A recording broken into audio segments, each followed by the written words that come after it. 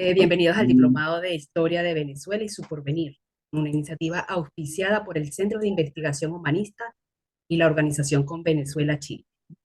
Mi nombre es Marisabel Rodríguez y seré el día de hoy su moderadora. Antes de iniciar la ponencia, quisiera compartir con ustedes algunas orientaciones. Mantener sus micrófonos en silencio durante toda la sesión para asegurar una transmisión clara y ordenada. Colocar su nombre completo, porque de allí veremos el control de la asistencia.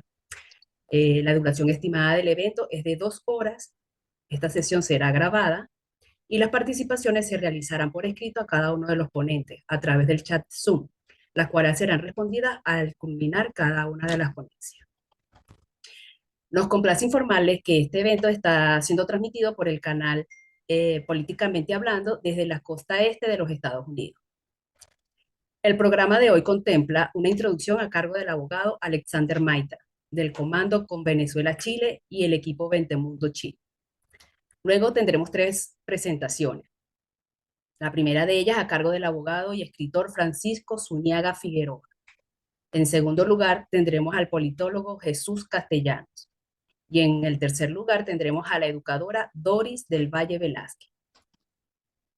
Por los momentos vamos a atender a Alexander Maita. Adelante, Alexander.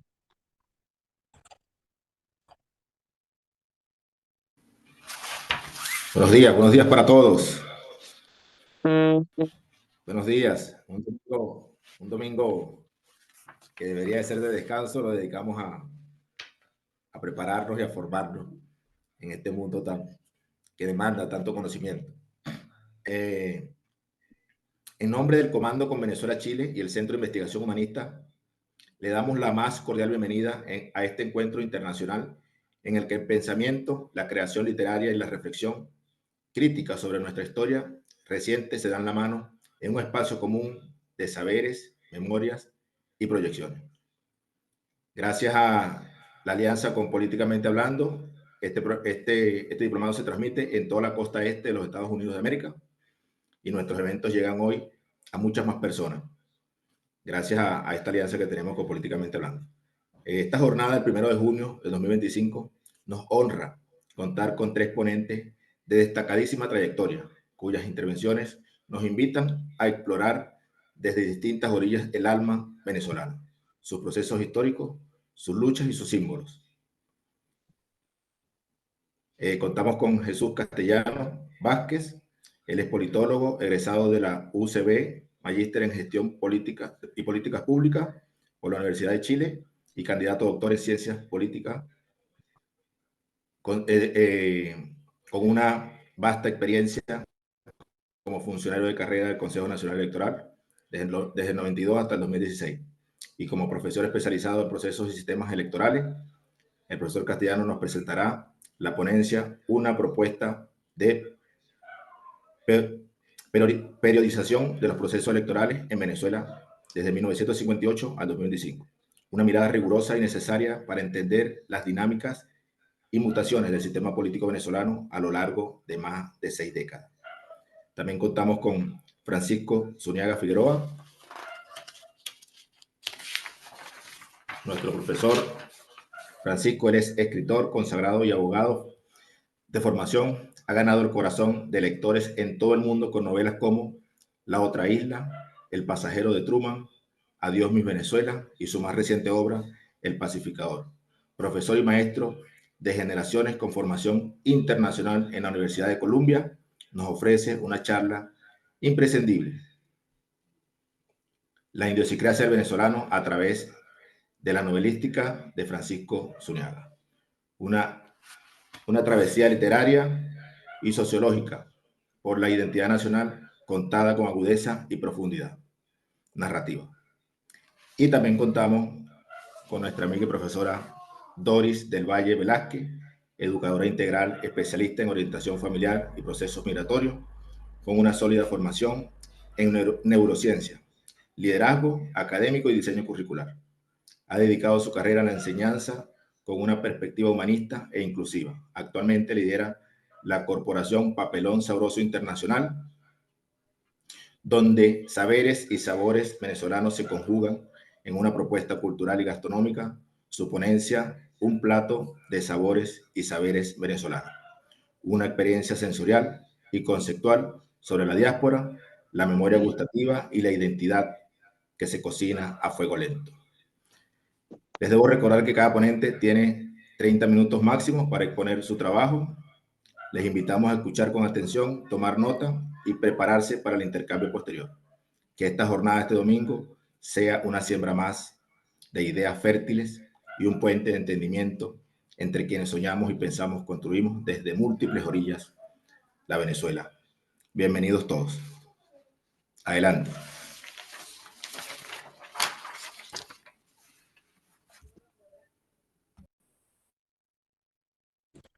Gracias, Alexander. Entonces, pasemos al primer ponente, el abogado y escritor Francisco Zuniaga. Buen día. Adelante, doctor. ¿Puedo comenzar? Sí, ya puede comenzar. Gracias. Bueno, buenas tardes o buenos días a todos, dependiendo del lugar geográfico donde se encuentren, pero los deseos son los mismos. Espero que estén muy bien, que quienes son venezolanos pues estén llevando las cosas con paciencia, con calma. A mí se me pidió que hiciera una intervención sobre la idiosincrasia del venezolano, vinculado, pues, ese tema, ese concepto tan amplio como puede ser idiosincrasia, con una de mis novelas, Adiós Miss Venezuela. Muchos de ustedes no están familiarizados con la novela. Yo voy a hacer una síntesis muy apretada de lo que es la novela. La novela es un segmento de lo que yo percibo de la realidad venezolana actual. Una Miss Venezuela de hace 2 décadas va un día a una playa en la isla de Margarita y se suicida, se pega un tiro. Por supuesto, empiezan las investigaciones se conducen como se conducen normalmente en un país como Venezuela, no solamente ahora las cosas han empeorado, pero siempre ha habido cierta falta de eficacia a la hora de la aplicación del derecho y de las investigaciones criminales, y ya para finales de la década de los 90, algo así como el 95% de los casos que llegaban a los tribunales no llegaban al final a una conclusión, a una sentencia. Casos de homicidio estoy hablando. En consecuencia, no resulta claro encontrar las razones por las que una Miss Venezuela de los años 90 pues, se había suicidado, había decidido suicidarse. En principio, si era un suicidio o no era un suicidio, es decir, lo que suele ocurrir en una investigación policial en Venezuela, que se va enredando dependiendo de quiénes participen, y en este caso se trataba de una Miss Venezuela y de una familia adinerada. Ese episodio, que en Venezuela podría incluso llegar a cierto nivel de banalidad, no se sorprendería a nadie si algo como eso ocurre, no está allí por eso. Esa no es la significación de ese hecho. El hecho me sirve a mí para fundamentar lo que es un poco lo que la novela quiere comunicar, y lo que la novela quiere comunicar es que hubo una Venezuela que murió, que hubo una Venezuela, país, una forma de ser venezolano, una idiosincrasia venezolana que murió, que se suicidó en una playa en Margarita. Que lo que venga después, bueno, malo o regular, es simplemente distinto, es otra cosa. Ya esa Venezuela de los concursos de belleza exitosos, que le dieron fama de bellas a las mujeres venezolanas, fama bien ganada por lo demás, bueno, ya no, ya esa Venezuela no existe. Tenemos que pensar, pues, en otra Venezuela, en la reconstrucción de otro país en función a nuevos paradigmas, vaya usted a saber cuáles van a ser. Si el actual régimen venezolano se justifica diciendo que ellos están construyendo un nuevo paradigma, pero ese no nos gusta mucho el parecer, y si se toman como ciertos los resultados del 28 de julio, esa es una cuestión que depende de percepciones que cada quien tenga y no es el tema de la discusión acá. Entonces, esa es la novela. Luego, idiosincrasia, es decir, la idiosincrasia es un concepto, yo diría que hasta científico, porque es demasiado vasto, pues, y lo que se puede entender por idiosincrasia. Yo lo busqué en un diccionario y me dijo rasgos característicos, modos de pensar de un individuo o de una sociedad. La primera impresión que da es que la idiosincrasia es como algo que todos comparten, que es como una especie de catecismo que todos sabemos, es como una visión de los demás y de nosotros mismos que es compartida y se ejercita. Y bueno, y que tiene que ver con un montón de procesos que son sociales, que son procesos personales, es decir, de todo tipo, ¿no? Cuando a mí me dice modo de pensar de alguien, depende de muchísimas cosas. Si los venezolanos tenemos un modo de pensar, cada uno tiene. Compartimos algunos modos de pensar, sí, más o menos, más o menos. Y somos culturalmente católicos, solo culturalmente. Yo soy un católico, pero la última vez que me confesé tenía como 12 años. De manera que no me puedo comparar con una persona que es católica, que cumple con todos los oficios, con todos los mandamientos de la religión, aunque ambos seamos católicos. Bueno, que eso no me identifica en modo alguno con esa otra persona. Las percepciones políticas. Bueno, los venezolanos eh, asegurábamos hace unas décadas ser un país democrático y contar con unas Fuerzas Armadas democráticas. Y de alguna manera, como dijo una vez el presidente del Congreso para allá, por los años, los comienzos de los 90, la ideología del venezolano es la democracia. A lo mejor eso era verdad en ese momento, pero no podríamos afirmar eso ahora. Sí, no podemos pensar que la idiosincrasia sea algo que está allí y que no cambia y que permanece inmanente con el paso del tiempo, porque no sería exacto decir eso. Los fundamentos éticos. Bueno, sí, como pueblo tenemos una ética. La ética de un pueblo es una cosa muy difícil de determinar porque la ética en principio es una cuestión individual, es íntima además. Es decir, nadie sabe realmente cuál es la ética de alguien, de otra persona. A veces no estamos muy seguros de cuál es la ética nuestra. No sabemos cómo vamos a reaccionar ante determinados estímulos. Uno puede pensar y tener la visión de sí mismo de que es una persona muy honesta, pero bueno, a lo mejor nunca te han puesto un maletín con $1.000.000 sobre la mesa para que firmes un papel o para que voltees para el otro lado mientras alguien hace otra cosa. Todo eso, es decir, no sabemos, nosotros no sabemos hasta dónde podemos llegar con nuestra constitución ética. Creemos y podemos creer que somos muy honestos, creemos y podemos creer que somos buenos, que tenemos sentido de la justicia. Bueno, pero eso solamente se puede saber cuando estás en la situación. Podemos buscar más o menos qué es tu patrón. De manera que ni la religión, ni la política, ni la ética ni las condiciones filosóficas, es decir, hacen una idiosincrasia. Una idiosincrasia tiene esos elementos, pero no son todos los elementos que están ahí. Faltan muchas cosas que decir. Eh, ¿Cuál es la valoración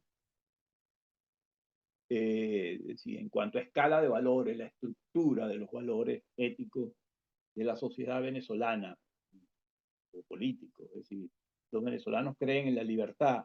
Bueno, sí, hay venezolanos que creen en la libertad, pero también hay otros venezolanos que no creen en la libertad. Y de hecho, conspiran a diario contra ella. De manera que no podríamos decir a la hora de definir el pueblo venezolano amantes de la libertad. Bueno, sí, hay algunos venezolanos son amantes de la libertad y otros no, son enemigos. O el sentido que se tenga de familia, es decir, hay hermanos que tienen una relación distinta entre sí y la relación que cada uno de ellos tiene con los padres es distinta y la relación que tiene con los hijos es distinta y la relación que tiene con la esposa es distinta. Entonces no podremos decir la idiosincrasia de los venezolanos con la familia es tal. No, hay varias opciones, varias. Nosotros creemos en la igualdad. Los venezolanos decimos, solemos decir de nosotros mismos, bueno, nosotros somos un pueblo muy igualitario. Puede ser verdad, puede ser verdad. Faltaría saber si algunos elementos, es decir, ¿qué es lo que nos diferencia? El dinero, bueno, las diferencias en ingresos, en fortuna, en patrimonio entre los venezolanos, ahorita es increíblemente desigual. Entonces, no tenemos la misma, es decir, definitivamente no somos iguales.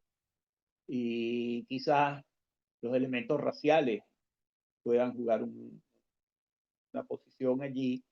De hecho, nuestra guerra de independencia fue probablemente la más cruenta de toda América, porque en la sociedad venezolana del siglo XIX, de comienzos del siglo XIX, había una, una concepción de la igualdad completamente sesgada. Es decir, había una clase social, los mantuanos, que clase de blancos descendientes de los primeros colonizadores o conquistadores, que tenían todos los derechos y se negaban a concederles los mismos privilegios que ellos tenían a, a los mestizos, a la gran masa mestiza que era la mayoría de los venezolanos.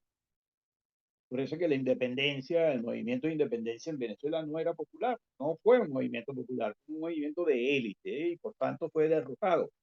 Y por eso costó tanto. Es decir, la guerra de independencia en Venezuela comenzó en 1811 y terminó en 1823, porque no terminó tampoco en Carabobo en 1821, no, los españoles tuvieron 2 años más todavía.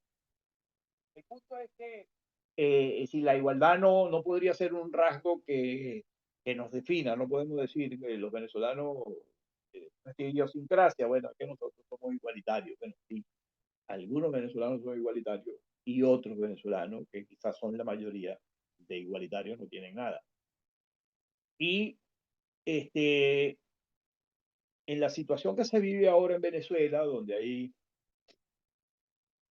sin entrar en consideraciones políticas, pero hay un constreñimiento severo de los ingresos como país, y por supuesto ese ingreso no es distribuido de manera equitativa, de forma que hay unos pocos habitantes, pocos venezolanos que se llevan el grueso de los ingresos del país, y no podríamos tampoco decir que los venezolanos son altruistas o que son justos. No, no, no, no.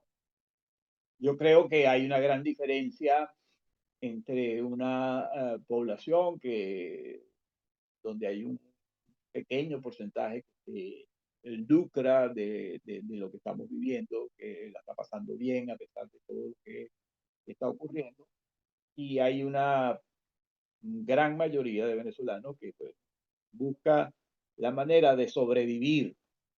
El problema es que cuando uno está en esa situación de sobrevivir, su escala valorativa cambia, ¿no? Entonces, a la gente deja de importarle la libertad, deja de importarle la igualdad, la justicia, y está más motivada por todos aquellos valores que llaman valores de la existencia, meramente existenciales, es decir, la comida, el vestido, la vivienda, y de ahí no sale, no piensa en otra cosa, porque sobrevivir, que es un poco lo que hacen un gran número de venezolanos, la vasta mayoría, diría yo, sobrevivir es algo que consume mucha energía y toma mucho tiempo. Entonces, si nosotros pensamos, y estoy tratando de aproximarme a lo que sería la idiosincrasia del venezolano, es decir, estoy haciendo todas las consideraciones que habría que hacer para llegar a una conclusión.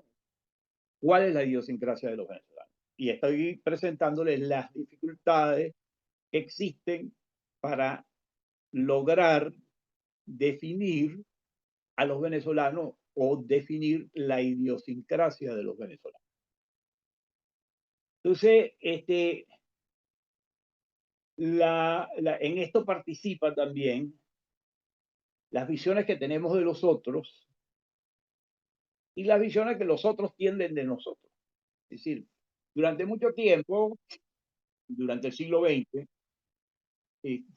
Venezuela fue un país receptor de inmigrantes. En ese entonces, pues para la idiosincrasia del venezolano, más importante era la visión que los venezolanos tenían de quienes llegaban a la que tenían quienes llegaban de los venezolanos. Pero según el Observatorio de Migraciones que dirige el doctor Páez, hay más de 9 millones de venezolanos que han emigrado en estos últimos años, desde el inicio del siglo, que es decir, desde el inicio de este gobierno. Eso hace que sea aproximadamente un tercio de la población, porque Venezuela tenía 30 millones de habitantes. Si 9 millones se han ido de Venezuela, entonces, estamos hablando de un tercio de la población. Ahora pareciera, y yo creo que es obvio, que piensan los demás de nosotros pasa a ser, no tanto que piensan, sino cómo nos perciben. Cómo nos perciben es una cuestión muy importante. Pero no es de extrañar ver en las redes a venezolanos hablando mal de venezolanos. Hablando mal de venezolanos, de los venezolanos que de acuerdo con ellos se portan mal. ¿Por qué? Porque si se portan mal a ellos y compartimos la nacionalidad, yo voy a de alguna manera ser también castigado cuando llegue el momento de que se apliquen las correcciones. El último incidente así que a lo mejor alguno de ustedes lo ha visto, es el de una muchacha venezolana que en aparente estado de embriaguez en una moto de agua, en un lago, en Missouri, creo que fue, no recuerdo ahora exactamente, pero bueno, un lugar en Estados Unidos, arrolló a una muchacha que iba en una canoa y la muchacha murió. Entonces, claro, ella además se fue del lugar, al parecer estaba bajo efecto del alcohol.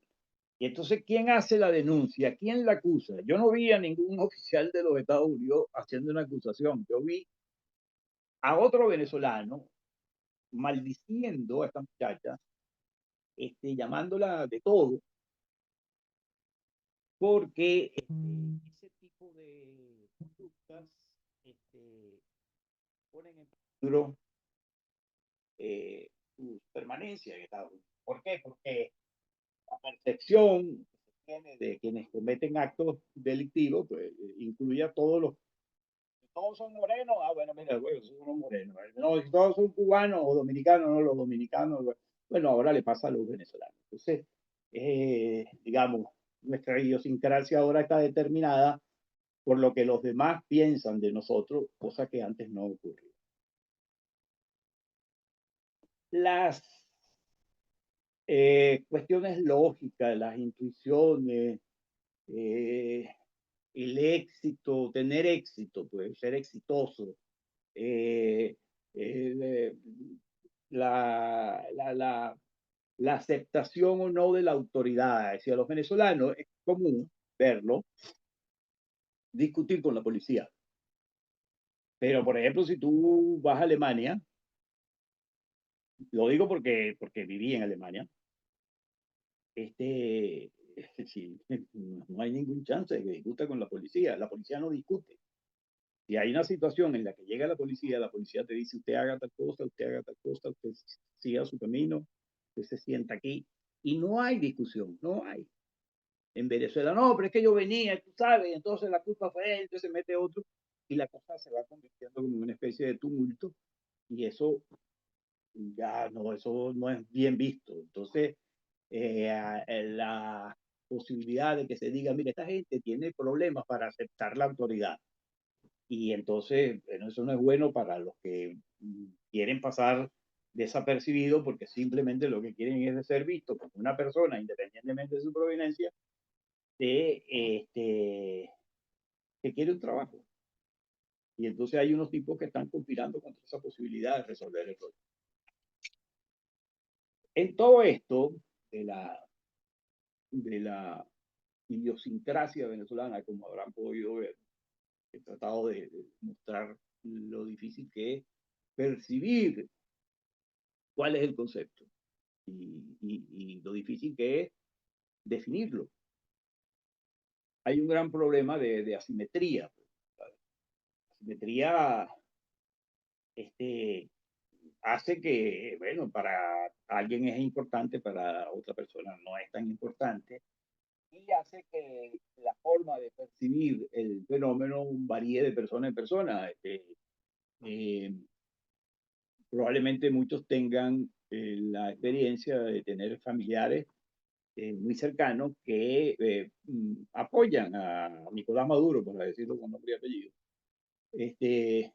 y tienen, o apoyaron en el pasado a Chávez, y tienen, por supuesto, ustedes no, o ustedes también, pero quienes no lo apoyan, pues obviamente a la hora de calificar lo que está pasando en Venezuela, la constitución ideológica de cada uno de nosotros tiene una valor importante, porque esa asimetría va a plantear que las cosas son distintas, que no estamos viendo. Este, la pregunta que habría que hacerse no es no solo si hay una idiosincrasia en Venezuela, es obviamente que hay muchas idiosincrasias en Venezuela y yo diría que tantas como venezolanos hay. Hay algunas cosas que nos identifican, pero son lazos que en algunas oportunidades son más débiles o tal vez son más fuertes en otros casos. Es decir, es un poco difuso el concepto, ¿no? Claro, asumiendo que existe una forma de ser venezolano, que debe existir porque no sé si han tenido la experiencia, pero yo la he tenido, yo tengo 3 años viviendo en el exterior, un año en Alemania y 2 en España, y si yo voy por una calle, por ejemplo, yo iba por la calle en Berlín hay latinoamericanos de todas partes y gente de todo el mundo, una ciudad cosmopolita y gente de todo el mundo. Pero yo iba por una acera, y si por otra acera, a la acera cruzando la calle, había un grupo de venezolanos, venían unos venezolanos caminando, yo decía, esos son venezolanos, y normalmente no me equivocaba. Entonces, algo hace que uno parezca venezolano, hasta de eso, de la distancia. Pero cuesta, como he dicho, obviamente cuesta mucho definirlo. Ahora, ese algo que aceptamos que existe, que se llama idiosincrasia venezolana, ¿ha cambiado o no ha cambiado?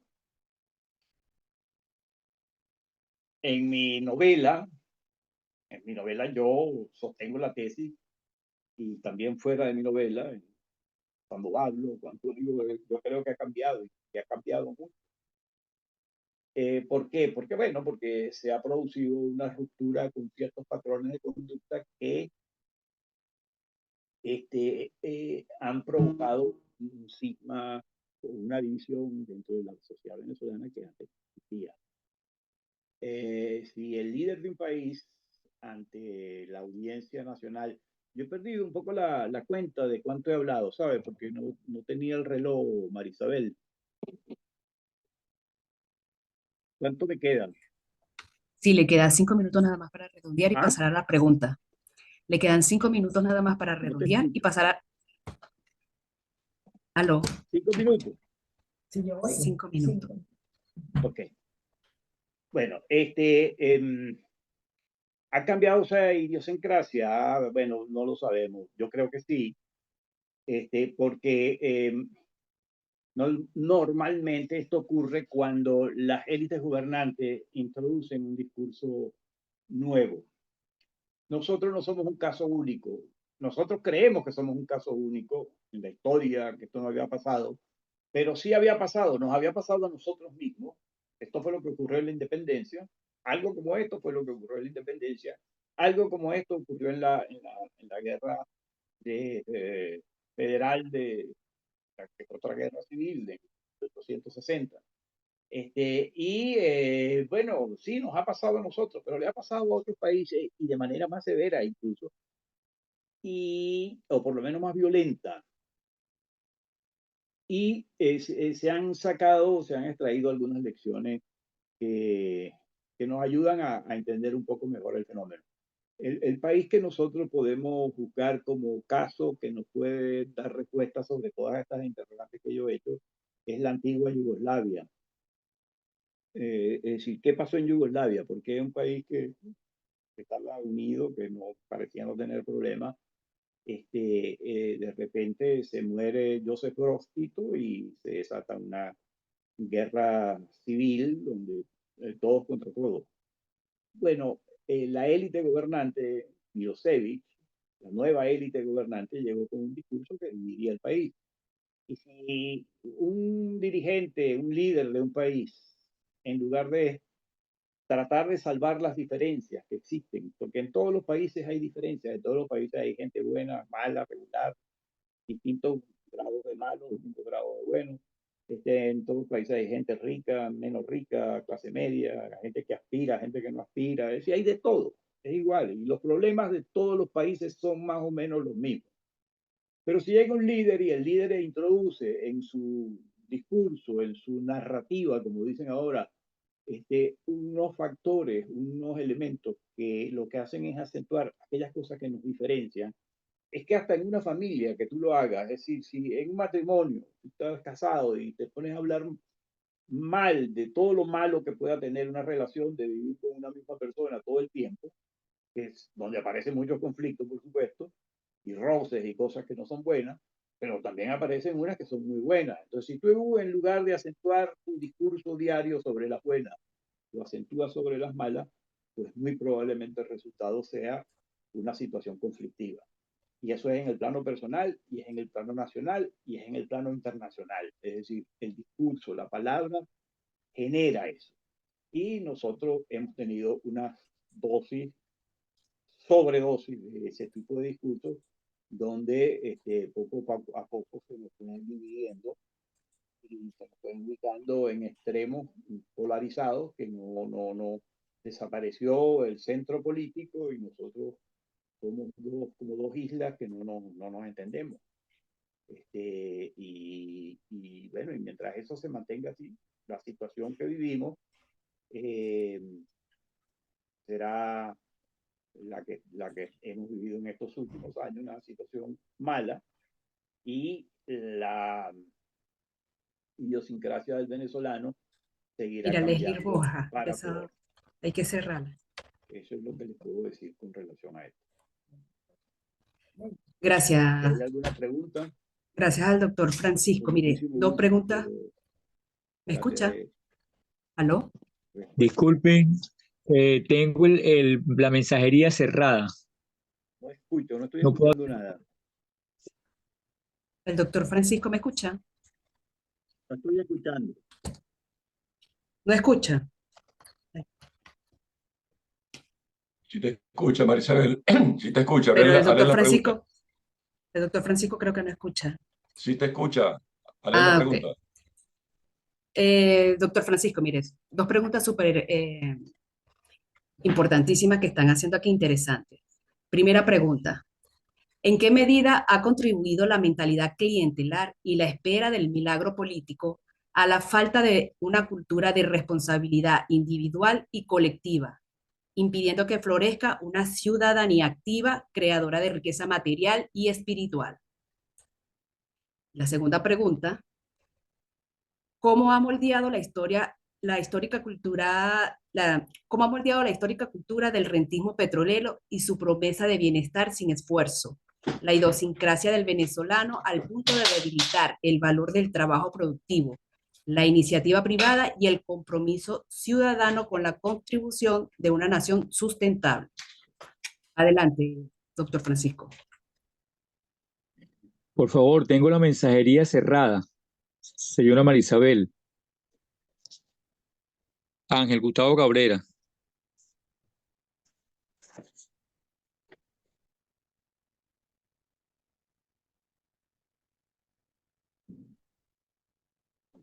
Es fundamental, es básico que la estructura social, económica y política de un país te va a dar un resultado en el plano de las ideas, en el plano de las instituciones y de las aspiraciones que pueda tener un país. Sin duda que yo escuché algo que la renta petrolera, bueno, no sé si fue dicho en el plano de que la renta petrolera fue mala. La renta petrolera no fue mala per se, la renta petrolera era un montón de dinero que estaba allí y hubo varios intentos de hacerlo mejor, de sacarle el mayor provecho posible. Es decir, la renta petrolera permitió que Venezuela saliera de ser de los países de la cola en América Latina a ser uno de los países más prósperos. Y bueno, el advenimiento de las grandes cantidades de dinero por el ingreso petrolero a partir del 73, bueno, obviamente cambiaron la mentalidad del país y la cambiaron hasta el punto que cuando los ingresos petroleros bajaron, uno de los problemas que hemos tenido es que la gente no se adecua, ya la idiosincrasia del venezolano es tener dinero. Entonces eso cuesta cambiarlo porque la realidad es que no tenemos dinero y que hay que producir riqueza que no hemos producido. Y por supuesto, eso es solo parte del problema. Es decir, nosotros, usted considera que quienes gobiernan, pero es que hacia este ritmo yo no puedo leer esto, no me da tiempo. Entonces estoy encaminada en...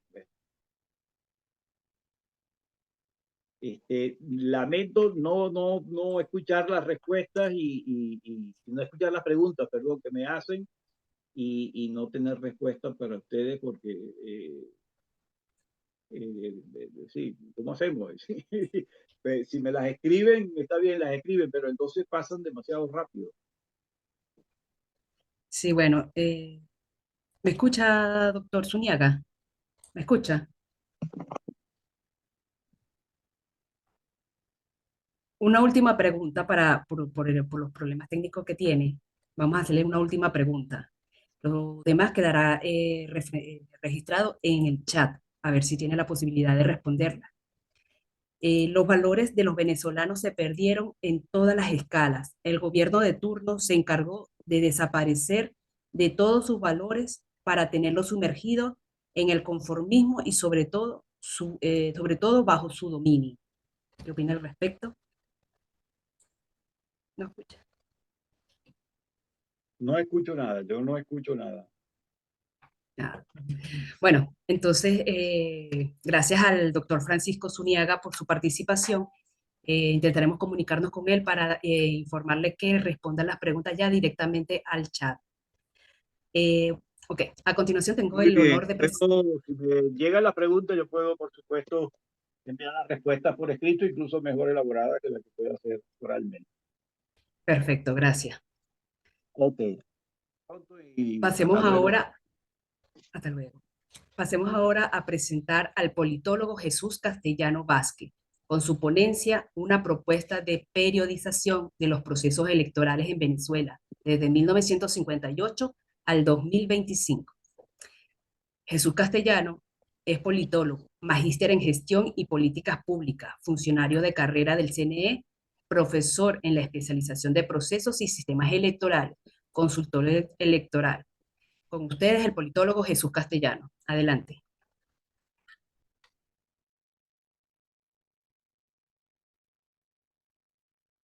Bueno, muchísimas gracias por la invitación. La idea que traigo el día de hoy, espero que sea provocadora.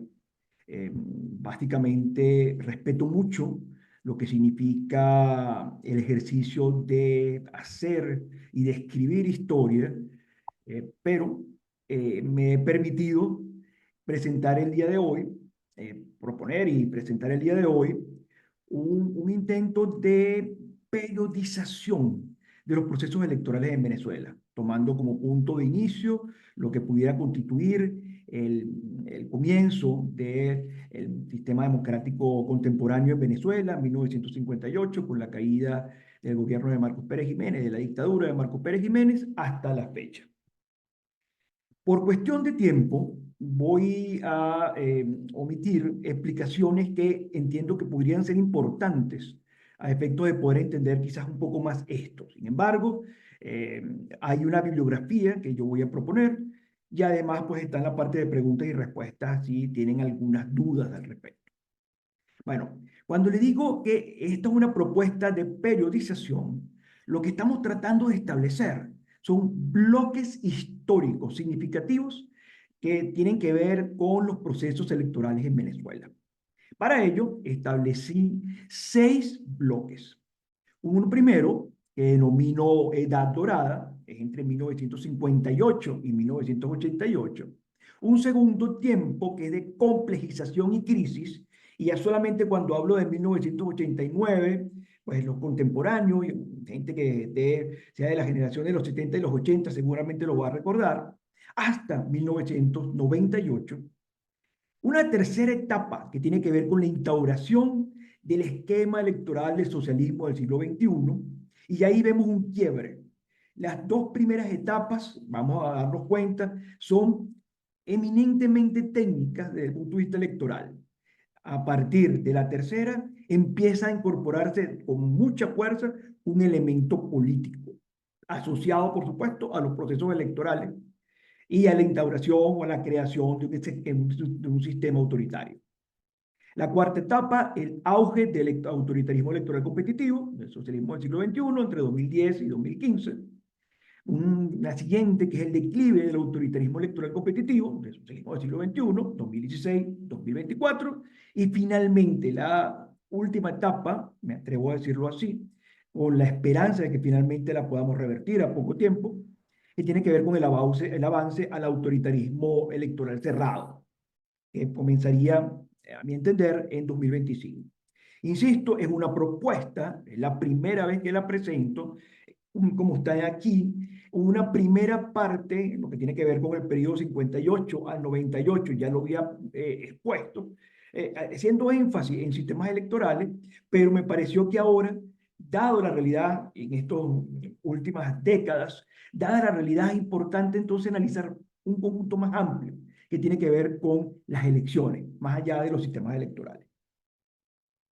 Bueno, primera etapa, Edad Dorada, 58 a 1988. Bueno, siempre tomó en consideración el tema del contexto para analizar elecciones, y aquí podemos ver que hay de un intento de pacificación y un logro de una estabilidad política por un periodo de 30 años. Desde el punto de vista electoral, ¿qué encontramos nosotros en este bloque significativo tan grande, 30 años? Bueno, fíjense, básicamente lo que tenemos son 3 grandes modificaciones. Una primera tiene que ver con el instrumento de votación. Aquí los contemporáneos conmigo, quizás un poco mayores, pueden recordarlo, o los que han tenido la oportunidad de estudiar la historia electoral en Venezuela. Nosotros, en estos primeros años de democracia, teníamos un instrumento de votación muy particular. Se denominaban tarjetas electorales. Cada partido político tenía una tarjeta, una grande y una pequeña. Con la tarjeta grande se votaba para presidente de la República y con la pequeña para todos los demás cargos. ¿Y cuáles eran todos los demás cargos? Desde senadores al Congreso, diputados al Congreso, diputados a las asambleas legislativas y consejos municipales, todos en una tarjetita pequeña. Eso cambió, eso estuvo del 58 al 68 y en 1973 se establece un solo instrumento de votación. Una boleta en categorías académicas se llamaba una boleta única, fraccionable, porque también permitía el esquema. Ahí entonces estaban recogidas todas las tarjetas que antes estaban separadas. Entonces tenemos que cada partido político tenía una tarjeta grande, que era para la elección presidencial, y una pequeña para todos los demás cargos.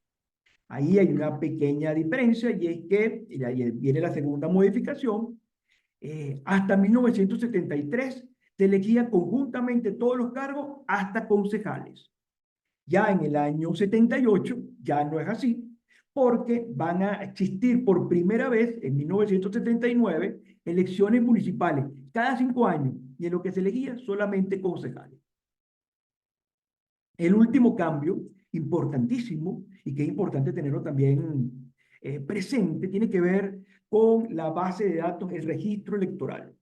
En Venezuela, entre el 58 y el 68, teníamos un registro descentralizado. En cada entidad federal había inscripción para cada proceso electoral. Es decir, yo, si vivía en Anzoátegui, tenía que ir a la instancia del Consejo Supremo Electoral de Anzoátegui e inscribirme.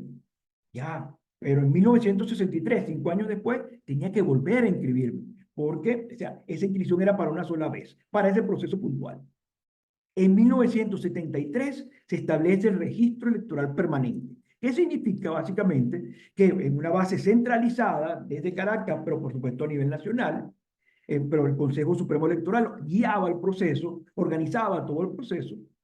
Las personas se inscribían y una vez que lo hacían, ya automáticamente quedaban registradas en esa base de datos. Uno de los cambios, creo yo, desde el punto de vista de organización de los procesos electorales en Venezuela, más significativo. Vamos a ver las imágenes. Fíjense, aquí hay una explicación de cómo eran las boletas electorales en el 58. Fíjense, en esta imagen hay una tarjeta grande, por ejemplo, para Acción Democrática, el Partido Socialista de Trabajadores, esta Integración Republicana. Cada partido tenía una tarjeta grande y una pequeña. En la mesa de votación, pues, o sea, el elector tenía esas tarjetas, entraba al recinto y escogía y colocaba en un sobre la tarjeta grande de su preferencia, y con él yo votaba para presidente de la República, y una tarjeta pequeña de su preferencia, de los partidos, y con ello votaba, insisto, para todos los demás cargos, senadores hasta consejos municipales. Eso cambia en 1973, fíjense, hay una sola boleta, un solo instrumento de votación, y en él recoge todas las tarjetas. Una grande para presidente de la República y una pequeña, las postulaciones del partido para todos los cargos. Insistimos, de senadores hasta consejos municipales hasta el 73. En el 78 ya no van concejales, porque al año siguiente, en el año 1979, vamos a tener una boleta municipal solamente de concejales. Qué bonito este periodo democrático, o sea, la paz social, la estabilidad que se logró en Venezuela y que fue ejemplo en el mundo, se refleja en sus sistemas electorales y en sus procesos electorales. Bueno, esto, por supuesto, después de 30 años, tuvo un agotamiento y entramos entonces en una siguiente etapa, lo que yo llamo tiempos de complejización y crisis, 1989 a 1998. ¿Qué recordaríamos en este contexto de este periodo que no llega ni siquiera a 10 años? 1989, el Caracazo, 1992, los 2 intentos de golpe de Estado en contra de Carlos Andrés Pérez, 1993, el juicio político que determinó la salida de Carlos Andrés Pérez en el poder, Y así hasta llegar pues a todo lo que fue la elección de 1993, que se montó en una ola en contra de los partidos políticos. Rafael Caldera gana con una alianza de partidos que se le denominó el Chiripero, y era básicamente para contraponerse a los partidos tradicionales. Todo eso seguramente ustedes lo recuerdan. Llega también entonces por lo que tiene que ver con la liberación de los golpistas de 1992 y la irrupción en el mundo político democrático de Hugo Chávez Frías hasta 1998. ¿Qué pasó desde el punto de vista de los sistemas electorales? Bueno, aquí me hubiese gustado tener mucho más tiempo para poder explicar con detalle, pero les puedo decir, hubo cambio de fórmulas electorales. En 1989 para concejales, en 1993 para diputados al Congreso y diputados a la Asamblea Legislativa. Las circunscripciones. Bueno, nosotros veníamos de un esquema muy clásico en este periodo previo. O sea, se votaba con una tarjeta grande y una tarjeta pequeña para todo el país. No, aquí empieza a hacer, entonces, con esto de la descentralización, una ola también que llega en 1989, a empezar a votar en circunscripciones específicas. ¿Ok? Ya municipio o una porción del municipio o una porción del estado. Las candidaturas también empiezan a cambiar de las listas cerradas y bloqueadas tradicionales. Uno vota por una lista y automáticamente está votando por todos los candidatos que el partido postuló. Empiezan a haber cambios en cuanto a eso. Y un ejemplo lo voy a poner en 1989. Pero adicionalmente también tenemos nuevos cargos a elegir. En 1989, la figura de los gobernadores de estado, que antes eran designados por el presidente de la República, ahora son electos en unas elecciones regionales cada 3 años, antes eran 5. Los alcaldes también, máxima figura municipal. En 1992 empiezan a elegirse miembros de juntas parroquiales. Fíjense, empieza a incrementarse. O sea, lo que tiene que ver con las posibilidades de elección, no solamente en cuanto a los cargos, las formas de votación en circunscripciones específicas, con tipos de votos diferentes, tratando este sistema político de dar una respuesta ante la grave crisis de gobernabilidad que ya se estaba gestando o que ya existía. Bueno, por supuesto, el cambio del Consejo Supremo Electoral al Consejo Nacional Electoral en 1997. Y una cosa también muy importante, el voto de venezolanos en el exterior se establece por primera vez en ley en 1993 y que finalmente se instrumenta para las elecciones de 1998. Ahí están algunos de los ejemplos. Fíjense, elección de gobernador 89, elección de alcalde 89, boletas específicas para este tipo de cargo. Compárenla con las boletas generales de los años 70, 80, 70 y 80 hasta el 88, y fíjense ahora, una específica para una instancia regional o una instancia municipal. Y lo que está al lado es una cosa que nosotros probamos una sola vez y no lo hicimos más, es el libro de votación de concejales 1989. En ese libro que se le entregaba a los electores, el elector tenía que escoger de las diferentes listas que presentaba cada uno de los partidos candidatos puntuales. Y yo podía, por ejemplo, escoger un candidato de Acción Democrática que no fuera el primero, el tercero, el quinto, el último, el que fuese.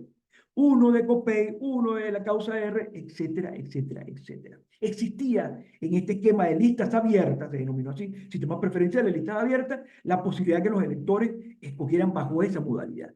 Fíjense, pensando el legislador tratando de escuchar pues, la demanda que existía dentro de la sociedad venezolana de abrir espacio, de nuevos liderazgos, de cambio dentro de la dirección del sistema político. Bueno, también tenemos una boleta 92 con el nuevo cargo de juntas parroquiales. Fíjense cómo empiezan las boletas electorales a aumentar de tamaño, porque bueno, ahora son diferentes modalidades. Elegimos por una parte senadores, pero por otro diputados nominales al Congreso, por otro diputados listas, por otro diputado nominal a la Asamblea Legislativa y por otro diputado lista a la Asamblea Legislativa. Además, empieza a incorporarse la posibilidad del escrutinio mecanizado, las máquinas lectoras. Todo eso entre 1992 y 1998. Bueno, esos intentos por tratar de generar espacios democráticos, mayor descentralización, nuevos liderazgos, no fue suficiente. Y llega finalmente en 1998 Hugo Chávez Frías, un es golpista militar, con un claro énfasis en pues, establecer una modificación sustancial del sistema político venezolano, una revolución, pero una revolución que iba a tratar de dejar pues todo este andamiaje democrático que se había construido por décadas a uno distinto de naturaleza autoritaria. Y empezamos con esta primera etapa que yo llamo, que yo denomino instauración del sistema electoral venezolano, sistema electoral del socialismo del siglo XXI, que va de 1999 a 2019. Una vez que ya Hugo Chávez asume el poder, empiezan los cambios. Comenzamos con la parte normativa. Bueno, lo primero, más importante, un nuevo marco constitucional en 1999, que establecía el poder electoral como un poder más junto con los poderes clásicos, ejecutivo, legislativo y judicial, pero que también establecía limitaciones a los partidos políticos desde el punto de vista del financiamiento, aunque también hablaba de democracia interna, que establece también cambios desde el punto de vista de la figura, periodo de mandato, por ejemplo, del presidente de la República, entre otros. Bueno, por supuesto, también lo que tiene que ver con mecanismos de consulta de más elecciones, el tema de los referendos, en fin. Y no solamente fue esta Constitución en 1999, sino que también hacen una ley específica del organismo electoral, la Ley Orgánica del Poder Electoral, en 2002. Se hace una modificación importantísima de la Ley Orgánica, que era la Ley Orgánica de Sufragio, ahora pasa a ser Ley Orgánica de Procesos Electorales, en 2009. Y por último, no menor, la modificación de la Constitución en 2009, un intento en 2007 que no se logró. Finalmente en el referéndum pierde la opción de modificar la Constitución. Sin embargo, y contrariando la Constitución, Hugo Chávez lo vuelve a intentar en 2009, específicamente en lo que tenía que ver con la reelección indefinida. Marca clave de lo que es el socialismo del siglo XXI en Venezuela. Pero además de eso, viene el otro elemento, el sistema automatizado de votación. Y lo prueban con el referéndum revocatorio de 2004. Una nueva modalidad completa de votación. Nosotros habíamos transitado desde lo manual, después un pequeño paso en la automatización con la mecanización del escrutinio, seguía votando manual, pero tenía la posibilidad de ser leído en lectoras ópticas, hasta llegar a un esquema de votación totalmente automatizado a través primero de máquinas y después también pasó a boletas electorales electrónicas. Hay otro cambio que yo creo que vale la pena también tener muy presente y tiene que ver con el acompañamiento electoral como figura sustituta de la observación electoral internacional. Esto comienza a partir del año 2007 y por supuesto lo que ya señalaba de la reelección indefinida. Aquí está simplemente una imagen de lo que fue lo que tiene que ver con el referéndum revocatorio 2004 y una señora con una máquina de votación. Eso fue inédito. Recordemos todos los mitos que se generaron con este sistema automatizado de votación, todo lo que hemos aprendido especialmente en 2004 y desafortunadamente pues lo que hemos tenido que ver en 2005. No, perdón, 2024 y 2025. Vamos con la siguiente etapa.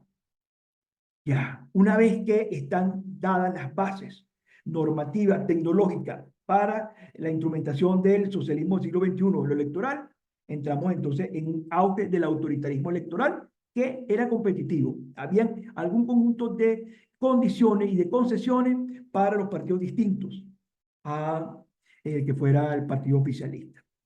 Bueno, aquí nos vamos a dar cuenta de, por una parte, el incremento de los vicios electorales. Y yo me permito citar dos fuentes.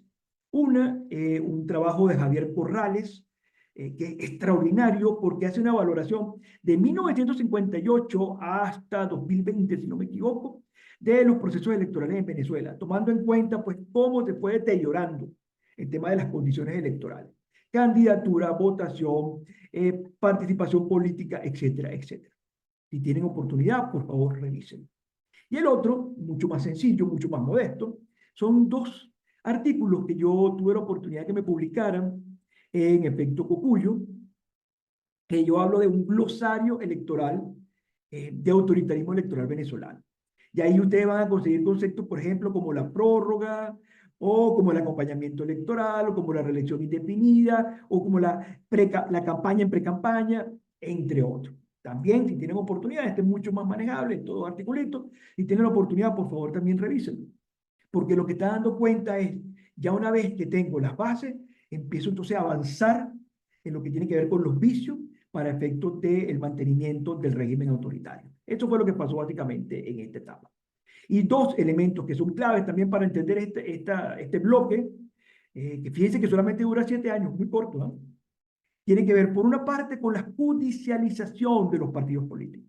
Básicamente de oposición, pero también de disidencia del chavismo. Fíjense, para que ustedes vean, el último del caso del Partido Comunista de Venezuela, pero también pasó con el partido de Linarrón, pasó con varios partidos que fueron capaces de enfrentarse en un momento determinado al régimen, pues también pasaron por la prueba de que el Tribunal Supremo de Justicia, sala electoral o sala constitucional, pues interviniera sus directivas. Y cuando interviene su directiva, pone a una persona vinculada con el régimen de Maduro o con personas que son aliadas al régimen. Eso es la judicialización de los partidos en Venezuela. Y empieza en 2012. Lo otro, por supuesto, lo que tiene que ver con esta figura inconstitucional, pues la continuación, el fortalecimiento de la práctica de las inhabilitaciones administrativas, que en Constitución no es posible, pero que se logra gracias a la Ley Orgánica de la Contraloría General de la República. Este periodo puede ponerse peor, y así pasó. Aquí lo que vamos a ver entonces en esta siguiente etapa es un declive del autoritarismo electoral. ¿Qué significa un declive? Bueno, que estas condiciones electorales que han venido reduciéndose, que han venido cada vez perdiendo mayor valor, pues pareciera que estaban llegando ya a un punto, el punto máximo de, pues no cumplimiento, el punto máximo de no democratización de los procesos electorales en Venezuela. Eso pareciera que en este periodo. Y en este periodo es que empezamos a ver las peores cosas que hasta el momento se habían visto desde el punto de vista electoral. Comenzando con 2017. Ojo, y no es que no hubiesen vicios en el pasado. Ya, por ejemplo, yo no lo mencioné, pero parte de todos estos cambios que se generan en 1989 tiene que responder también, pues, a elecciones municipales, elecciones regionales en 92, 90, elección presidencial en 93, el caso de Andrés Velázquez. Todo esto también existía. Claro, el sistema, que era básicamente la administración electoral y las leyes, podían dar respuesta. Bueno, hagamos un recuento parcial o un recuento total. Cosas como esa, la impugnación administrativa, la impugnación jurisdiccional. Eso existía en Venezuela. Pues con el socialismo del siglo XXI, con la subordinación del resto de los poderes al poder ejecutivo, pues cada vez eso pues tuvo menos posibilidad. Pero fíjense, entonces en este periodo, en este bloque, vamos a encontrar, por ejemplo, lo que fue la elección de la Asamblea Nacional Constituyente de 2017. Y todas estas cosas, la gran mayoría, si no todo, la hemos vivido. Ustedes recordarán seguramente, pues, o sea, el número que el Consejo Nacional Electoral informó, por lo menos 1 millón más de lo que la empresa Smartmatic había computado. Y fue el fin, la salida de Smartmatic, que tenía décadas en Venezuela. Pero además, no publicación de resultados electorales, imposible. Una elección que no tuvo ningún tipo de garantía ni de condiciones y que simplemente fue para el régimen, pues tendría que ser así. Pero además de eso, en 2017 también pasa una alteración de resultados con la elección de gobernador del estado Bolívar. Un acta modifica los resultados porque pasó de automatizada a manual y dan un triunfo al candidato que había llegado de segundo, por supuesto, el candidato oficialista. Eso pasó en 2017 y ya es un fraude electoral consumado, que finalmente obviamente no tuvo posibilidad de ser resuelto, de tener alguna posibilidad de que fuera revertida esa decisión del Consejo Nacional Electoral. Y no solamente eso, también tenemos lo que pasó en la elección regional 2021, con Barinas. Seguramente ustedes recuerdan eso. Había ganado el candidato opositor, pues el Consejo Nacional Electoral se demora 1 hora en generar resultados, dice que tiene que haber una repetición de elecciones, inhabilita al candidato, inhabilita a la persona que había colocado al candidato, en fin. Sin embargo, bueno, a pesar de todo, la oposición llegó a tener un acuerdo y postular un candidato y logra el triunfo en 2021. Pero todo eso pasó. Todo eso, el Consejo desconocer también de alguna forma la voluntad popular al momento de no dar las actas, de no mostrar los resultados, de inhabilitar al candidato que había ganado, etcétera, pues estaba dando cuenta de que estamos en un estadio peor que en bloques anteriores. Bueno, el referéndum consultivo nacional de 2023 del estado de Guayana, alteración de cifras de participación, seguramente recuerdan Amoroso, hablar de 10 millones de votos, que después tuvieron que corregirlo, no eran 10 millones de electores, y por eso es que Carlos Quintero da los resultados electorales de 2025 y no lo da Elvis Amoroso, porque no podían correr riesgo de que una cifra que no fueran ciertas la dijera alguien que no tiene ninguna noción sobre el tema electoral. Bueno, pasa eso, hasta que llegamos a la elección presidencial 2024. No tengo que explicarlo. O sea, un desconocimiento de la voluntad popular expresada en las urnas, claramente demostrada gracias al esfuerzo ciudadano de la oposición democrática de poder levantar más del 85% de las actas de escrutinio. Sin embargo, pues se proclamó en contra de lo que establece la Constitución y la ley. Y se hizo un conjunto de actos, un contencioso electoral ante el Tribunal Supremo de Justicia sin sentido, un peritaje sin ningún tipo de rigurosidad, pero las pruebas están. Sin embargo, el Consejo desconoció la voluntad popular. Y no solamente eso, sino que además no publicó los resultados electorales y no hizo las auditorías postelectorales, que eran pues una de las principales, sino la mayor garantía de los procesos electorales en Venezuela y del sistema automatizado de votación. Hasta que finalmente llegamos a 2025. Bueno, no tengo que decirles tampoco lo que significó este evento, ni siquiera fíjense que lo menciono. No hubo ningún tipo de condiciones electorales. Pero además de eso, violaciones constitucionales con el tema de la lista nacional, con el tema del voto indirecto, con el tema de la parte de representación indígena, o todo lo que tiene que ver con el estado de Guayana. O sea, todas las violaciones de ley constitucional, pues efectivamente se dieron en el evento del 25 de mayo. Entonces, aquí pudiéramos estar justo en otro bloque histórico que yo insisto, espero pueda ser revertido en próximos tiempos. No llegar a establecer como tal un bloque, sino simplemente un momento dentro de la historia de las elecciones en Venezuela.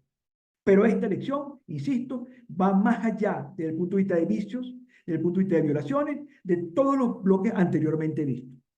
Simplemente consecuencia, puesto con la elección presidencial 2024, pero agravada, totalmente agravada, pues el tema de publicación, no hay publicación de resultados electorales, ni auditorías postelectorales, pues simplemente las votaciones y los cargos, pero pareciera que fueron distribuidos, no había ni siquiera consistencia en los valores, en fin. Esto es un poco lo que yo creo que desde el punto de vista electoral ha significado la evolución de las elecciones en Venezuela. Muchísimas gracias por la invitación.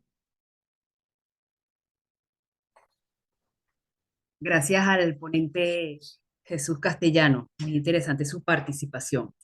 Ahorita vamos a pasar a hacer las tres preguntas como que más resaltantes, porque son muchísimas las participaciones que tienen en el chat, pero en aras del tiempo, vamos a resumirla en tres preguntas. La primera pregunta, no sé si prefiere las tres preguntas de una vez. Sí, pero dame chance de anotarla porque se me olvida. Ya. Adelante. Ok. Primera pregunta, ¿cómo ha influido el carácter emocional, carismático y caudillista del venezolano en su forma de elegir líderes a lo largo del tiempo, privilegiando la figura de El Salvador sobre proyectos institucionales y qué nos dice sobre nuestra madurez política como pueblo? Esa es una. La siguiente, ¿es el votante venezolano de hoy más consciente o simplemente más resignado que el de ayer, considerando que seguimos participando en elecciones aun cuando la experiencia histórica demuestra que el voto, sin instituciones sólidas ni ciudadanía crítica, se vuelven apenas un rito sin poder real? Y el tercero, ¿cree que sería mejor volver al voto manual? ¿Es posible que continúe estos procesos ante una reforma constitucional que anunció el gobierno? Perfecto. Ok, vamos con...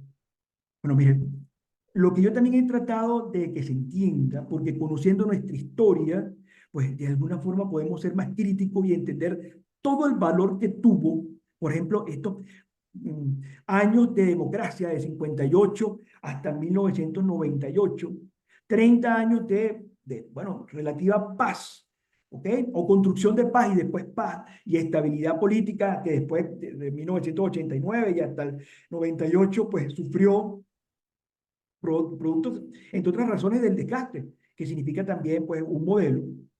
Pero a pesar de todo, fue es un esquema donde había un respeto y un valor por cosas como los partidos políticos, especialmente los primeros 30 años. La pérdida de eso, la irrupción del concepto de la antipolítica fue de alguna manera lo que ha gatillado también la consolidación de un régimen autoritario de la naturaleza como el que tenemos en Venezuela. Y nosotros creo que tenemos una enorme responsabilidad, conociendo esta historia, de regresar un poco a lo bueno, porque también habían cosas malas y quiero hacer énfasis en eso. Y por eso mencionaba repetición de elecciones que hubo parcial en Venezuela en el 92, una también en el 93. O sea, el cambio del Consejo Supremo, Consejo Nacional, todo esto respondía a cuestionamientos.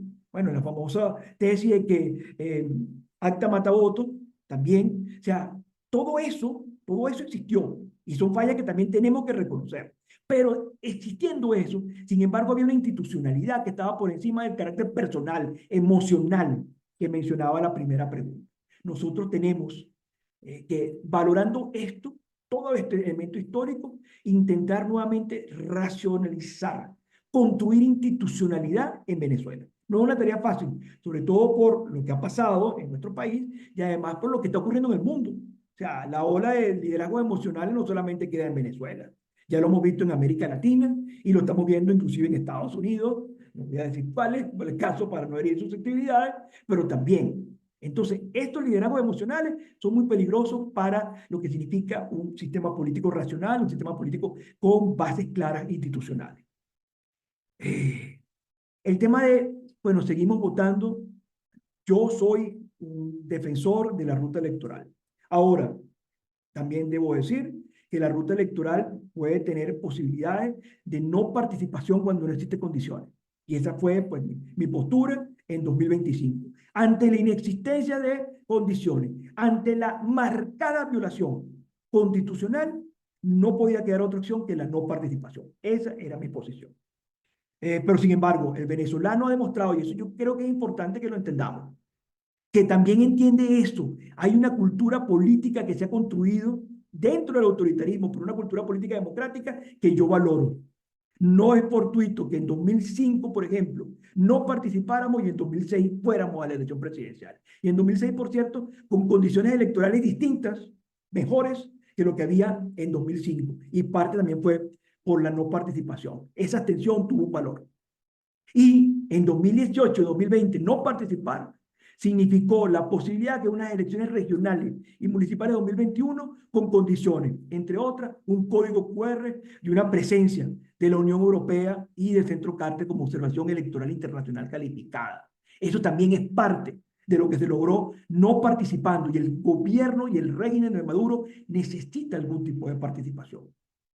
Por eso es que da permiso, por ejemplo, a que haya partidos de la oposición democrática que no hayan sido judicializados. Por eso es que da permiso para que se crean partidos express vinculados con la oposición democrática. Por eso es que rehabilita figuras de la oposición para que participen en una elección. Si le interesa que una parte, pequeña sí, de la oposición participe. Lo que pasa es que esta parte de la participación que participó fue tan pequeña que sigue entonces mostrando al régimen básicamente su enorme nivel de ilegitimidad, no solamente ilegitimidad presidencial, sino que ahora también tiene una ilegitimidad a nivel de cargos de Congreso Nacional, perdón, Asamblea Nacional y también de instancias regionales. Por último, voto manual. Bueno, quienes defienden el voto manual, y les digo, tuvo muchos vicios y generó muchos cambios en el periodo de lo que fue los tiempos complicados, 1989, y por eso hubo el intento de mecanizarlo. Nosotros, con el sistema automatizado de votación hasta 2024, teníamos una enorme garantía, y eso lo demostró la elección presidencial. Le digo, y con esto cierro un paréntesis. Yo tuve una entrevista en CNN con Fernando del Rincón, y yo le decía que esa elección tenía algún nivel de competitividad. Y él me dice, imposible que tenga nivel de competitividad.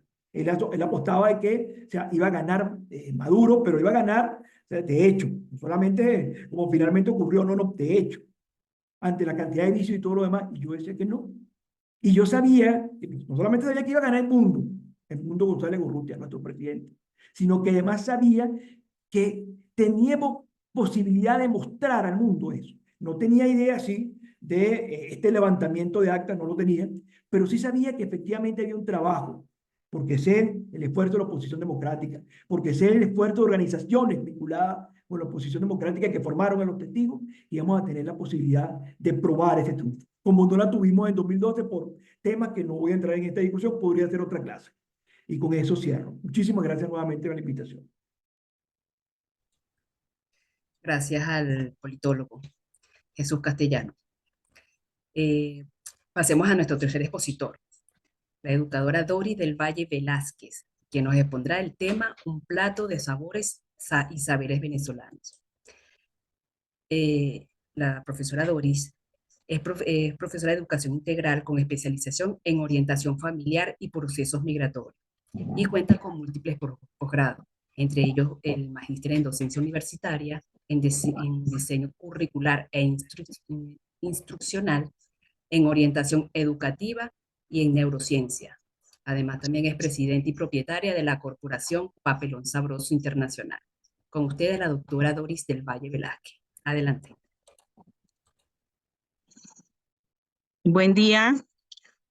Hoy es un momento especial. Estamos todos aquí reunidos hablando de historia de Venezuela. Bien interesante cada uno de los ponentes.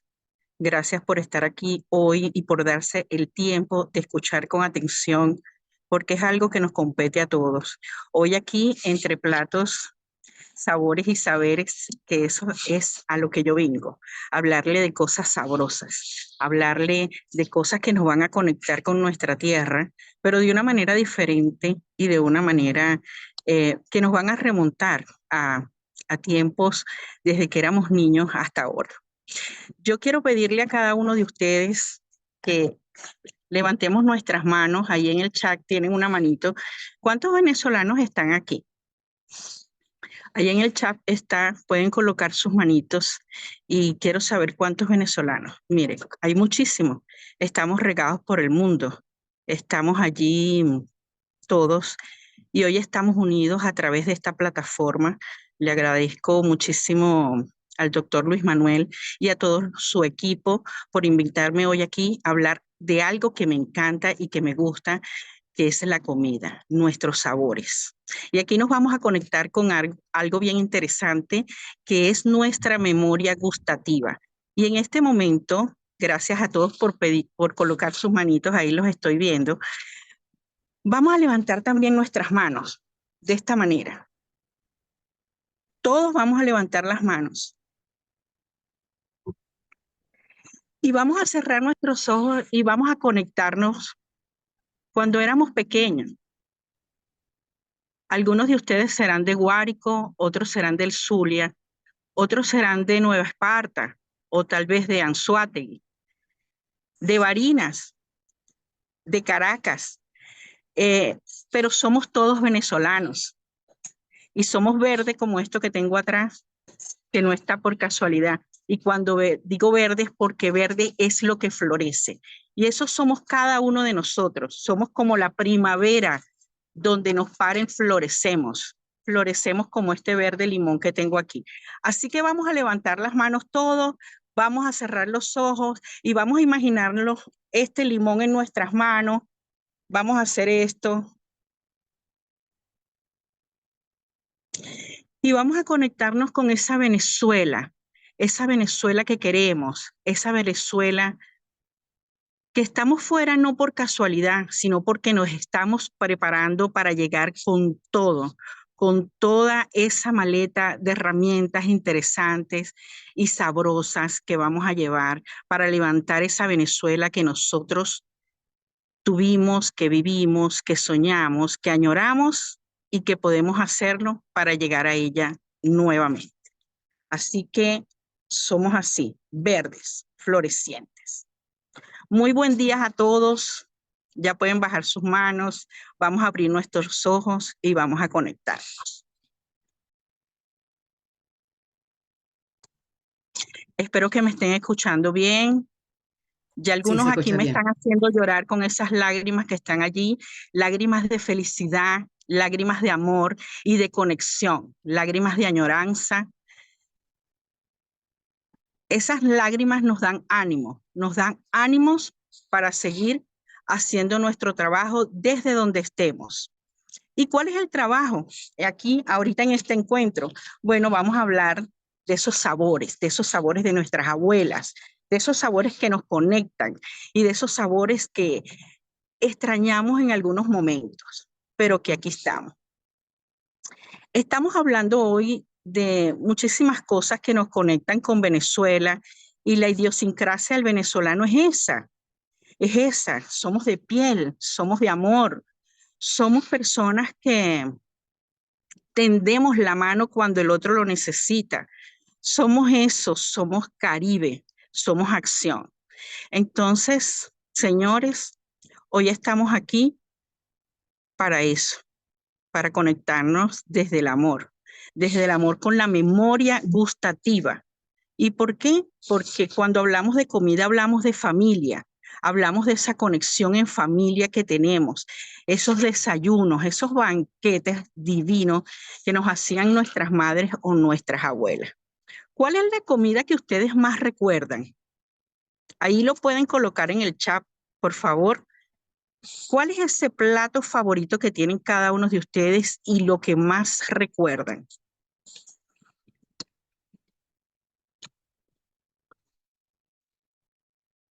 Ahí los estamos leyendo.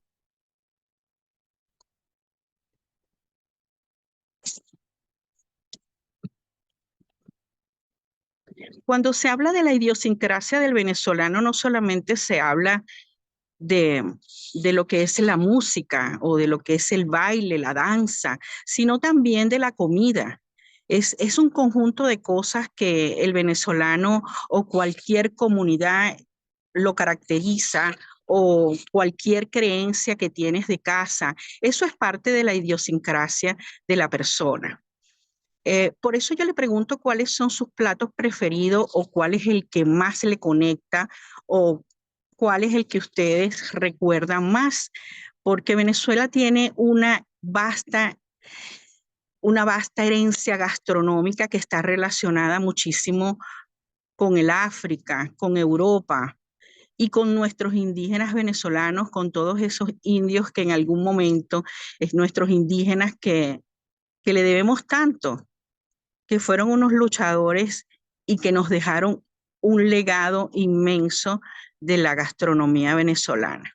Como por ejemplo el asado negro, ¿quién recuerda el asado negro? ¡Wow! Por aquí me dicen pabellón criollo, la picandina, la carne asada, los bollitos de chicharrón, imagínense ustedes, el chivo en coco, las arepas, sin duda una gastronomía inmensa.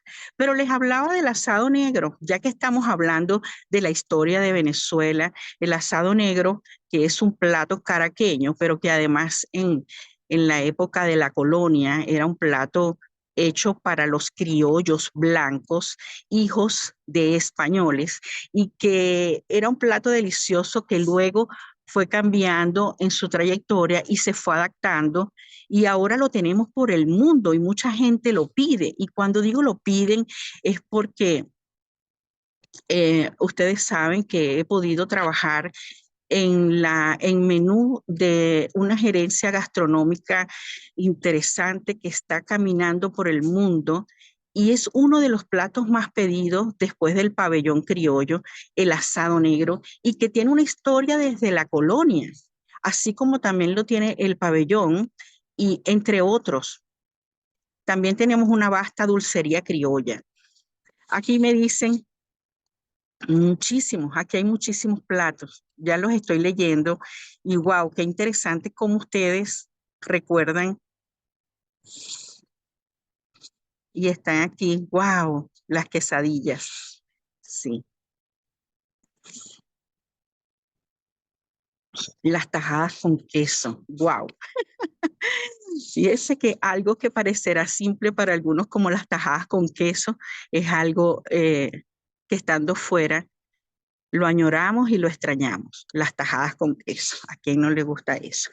Bueno, entonces, jóvenes todos aquí, cuando hablamos de comida, es algo que, y cuando hablamos de estos sabores y de estos saberes y de esta dulcería, nosotros decimos, wow,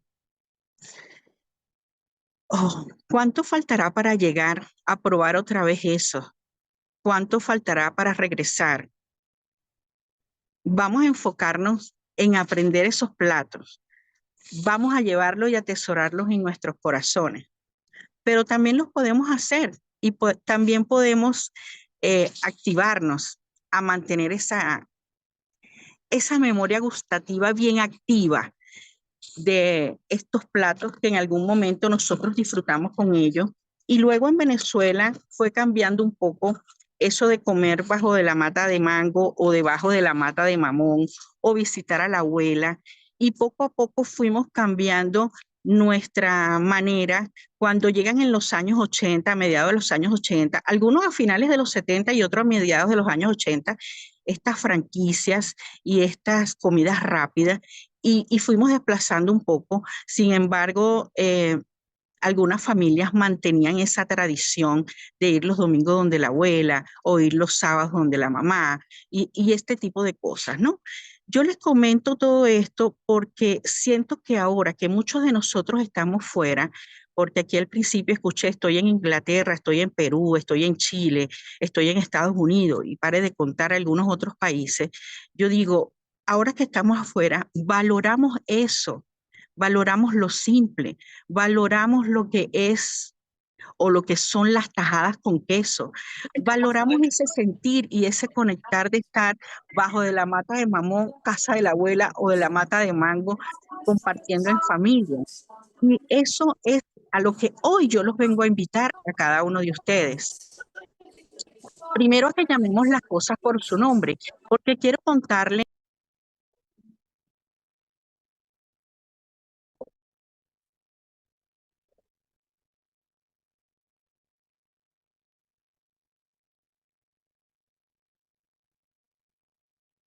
Doris, se fue el audio.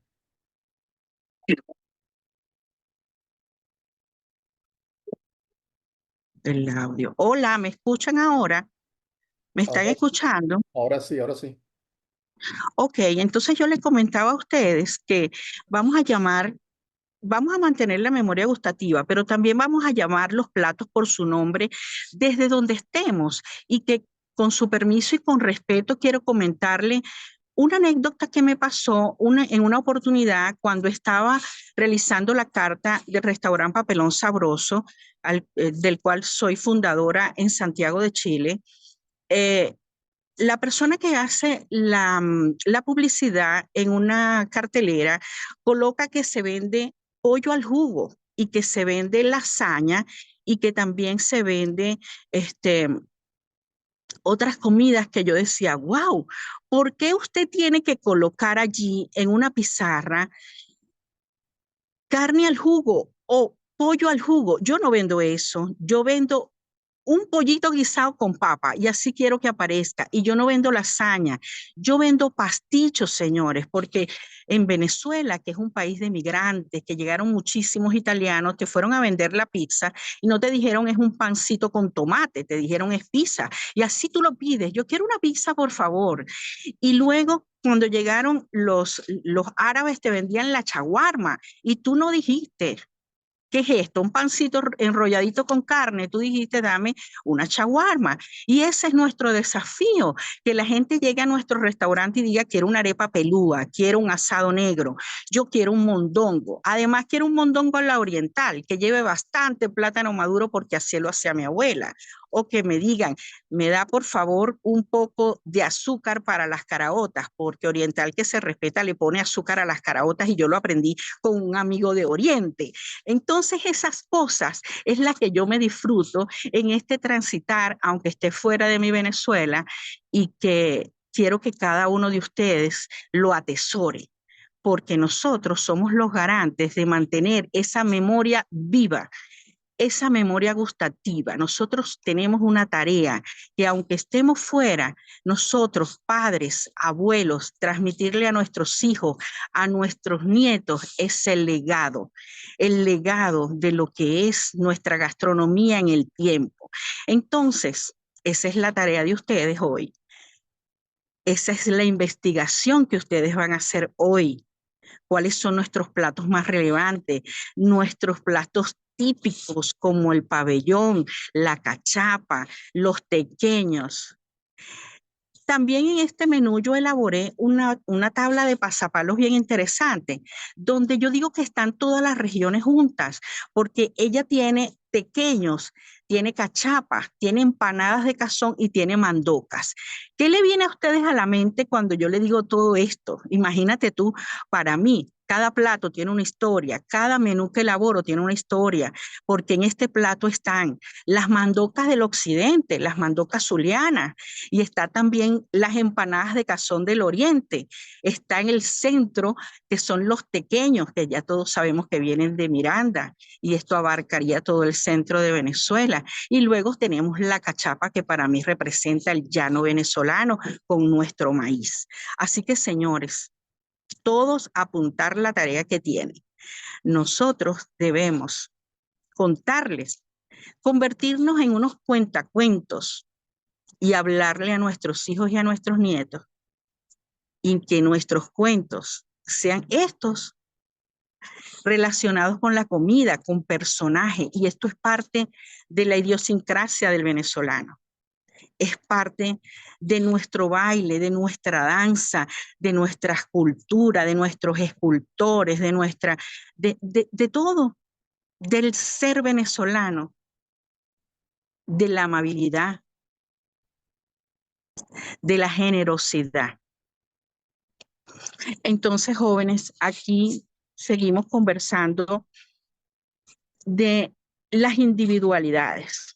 Y cuando a mí me hablan de individualidades y de características particulares de la idiosincrasia de un pueblo, pero que también cada una de las familias tiene sus propias creencias y sus propias características. Yo les hablo de la yaca. ¿Por qué? Porque es un plato tan emblemático, tan delicado, tan familiar, tan de reunión, como por ejemplo en diciembre. Este plato que en las regiones andinas hacen su guiso crudo, en otras lo hacen con cerdo, con carne, lo hacen también con pollo y reúnen las tres carnes. Entonces en otra parte lo hacen de manera diferente y le ponen huevo. ¿Cómo lo hacen ustedes? Y yo estoy segura que cada uno tiene una característica diferente. Algunos le ponen más pasa, otros les quitan las alcaparras, otros le echan mucho más de lo que yo estoy diciendo. Entonces es algo que también es parte de nuestra idiosincrasia y que eso es cultura. Eso es algo que llevamos por dentro y que debemos mantener eso en nuestros hogares, estemos donde estemos, porque es parte de nosotros. Es algo que llevamos, es algo que resuena con nosotros y que yo estoy segura que ahora valoramos más esos encuentros y esos momentos. Entonces, estamos fuera porque nos estamos llenando de sabiduría para llegar con todo cuando nos toque llegar a Venezuela nuevamente, con todos esos saberes y sabores que vamos a levantar. Otra cosa que quiero comentarle a cada uno de ustedes desde donde están son las arepas. Ahora es nuestra embajadora en el mundo. ¿Quién nos relaciona las arepas con los venezolanos? Y es parte de nuestra idiosincrasia. Y ya la arepa está ahorita transitando por el mundo. Es una reina, como la reina pepiada. y cada uno de ustedes a lo mejor saben la historia de la reina pepiada, algunos saben, algunos no, pero sabemos que viene de nuestra emblemática Susana Duin, los hermanos Álvarez en los años 50, que tenían una arepera en Sabana Grande, en una de sus esquinas, por allí. Ellos hicieron una arepa que llevaba pollo y aguacate, bastante aguacate, en nombre de Susana Duin, y dijeron, esto va a ser una reina pepiada, porque además pepiada se le dice a esa persona que está, wow, tú sí estás pepiada, estás linda, estás bien vestida, estás elegante, estás pepiada. Entonces esas historias son las que ahora ustedes contarán a sus hijos y a sus nietos. También quiero referir algo bien interesante para mí y espero que ustedes también lo vean así. Es esa añoranza que cada uno tenemos y que atesoramos. Entonces, ¿por qué es interesante? Porque eso es lo que nos permite seguir conectados con nuestras raíces. Y una vez que nos demos a la tarea de contar estos cuentos y de decirle al mundo lo que somos gastronómicamente y lo que transmitimos a través de la comida, porque no solamente servimos el plato como una bendición, servimos el plato con amor, con familiaridad, porque eso es lo que hacemos nosotros también en nuestros restaurantes. Servimos el plato con amor, con historia, con pasión. Eso que nos conecta y eso que nos da añoranza es algo que nos va a permitir también que nosotros nos conectemos nosotros mismos con nuestro ser interior y digamos, wow, ahora valoro más lo que tenía, lo voy a atesorar, lo voy a transmitir a los que vienen, porque de esta manera también honramos a nuestros ancestros, a los que están, a los que vienen y a los que nos guían desde donde estén. Así que, señores, hoy yo les dejo esa tarea de investigación para que transmitamos el mundo, nuestra gastronomía, a través de lo que ustedes quieran hacer para decirle al mundo que somos más que mises, que somos más que petróleo, que somos más que esto que se está viendo ahorita, que después de tantas cosas lindas que estoy viendo aquí, no quiero nombrarlo porque es algo que no nos pertenece y que somos también gastronomía. Si tienen alguna pregunta, aquí estoy para responderla. Gracias, Doris. Ahora quedé con hambre, ahora quiero comer un mondongo cruzado. Mira, en el chat la mayoría de las cosas pues fue presentación de comida, ¿no? Y de recuerdos de nuestros domingos con nuestros abuelos o con nuestros padres, más que todo. Pero hay dos comentarios que se pudiese hacer. Por ejemplo, ¿en qué ha afectado el desastre político con la culinaria del venezolano? ¿Cómo ha afectado eso? Es importante que nuestros hijos y nietos hereden esta tradición culinaria venezolana, no considerarla como algo del pasado o de moda, ¿no? Eso es más que un comentario. Pero la pregunta con precisión es esa. ¿Cómo ha afectado todo esto que nos está influyendo ahorita políticamente en la parte culinaria del venezolano? Y una segunda pregunta. ¿Qué revela de nuestra identidad colectiva el hecho de que la cocina venezolana, siendo tan mestizada y generosa, siga sin consolidarse como un símbolo exportable y ordenado, como si lo han hecho otras culturas latinoamericanas con sus platos emblemáticos? Y por última pregunta, ¿de qué manera nuestra forma de comer abundante, festiva, compartida, a veces hasta desmedida, refleja tanto la riqueza emocional del venezolano como su dificultad para la sobriedad, el orden y la previsión? Adelante. Con respecto a la primera pregunta que me haces, obviamente el panorama político venezolano y económico ha mermado un poco esa abundancia en la mesa del venezolano, o yo diría muchísimo, y ya prácticamente hay sectores de Venezuela que ya no escogen qué comer, sino que comen lo que pueden con lo que tienen. Y eso es lamentable. Y eso es lo que tenemos que cambiar desde adentro o desde afuera.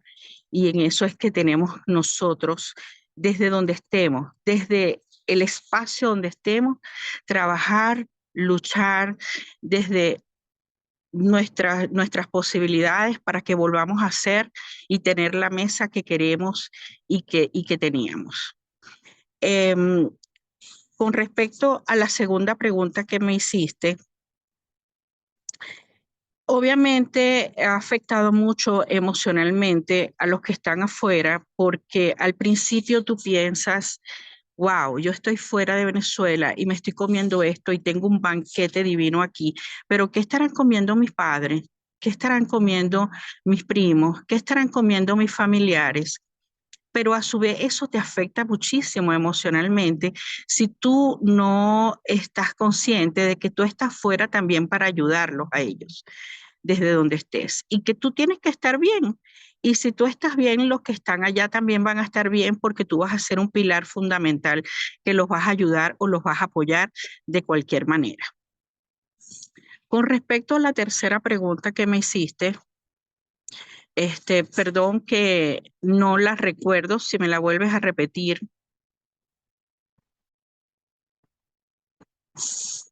¿De qué manera nuestra forma de comer abundante, festiva, compartida, a veces hasta desmedida, refleja tanto la riqueza emocional del venezolano como su dificultad para la sobriedad, el orden y la previsión? Yo creo que esa fue la segunda pregunta y te respondí ahorita que obviamente en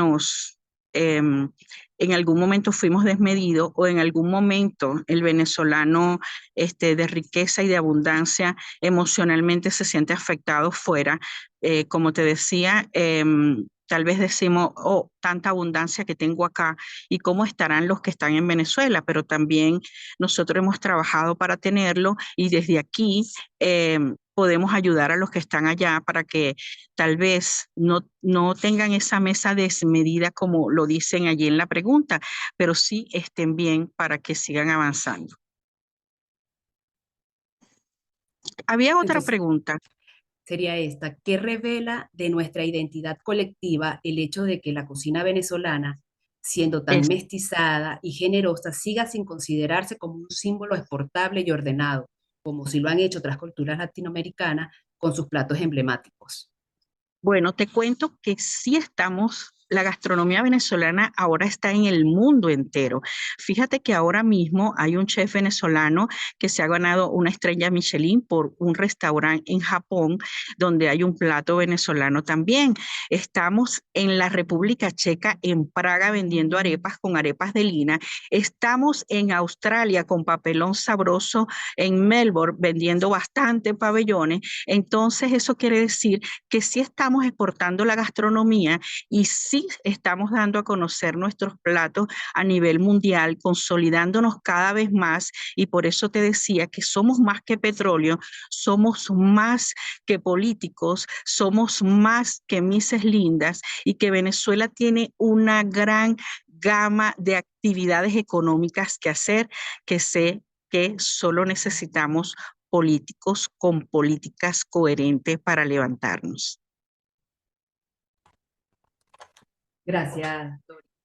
Antes de finalizar, le recordaremos una cordial invitación a la próxima sección del diplomado que se llevará a cabo el domingo 8 de junio a las 11 de la mañana, donde abordaremos el tema de la justicia en Venezuela, entre el derecho y la realidad social. Damos concluida la sección del día de hoy. Muchas gracias a los ponentes y a los participantes.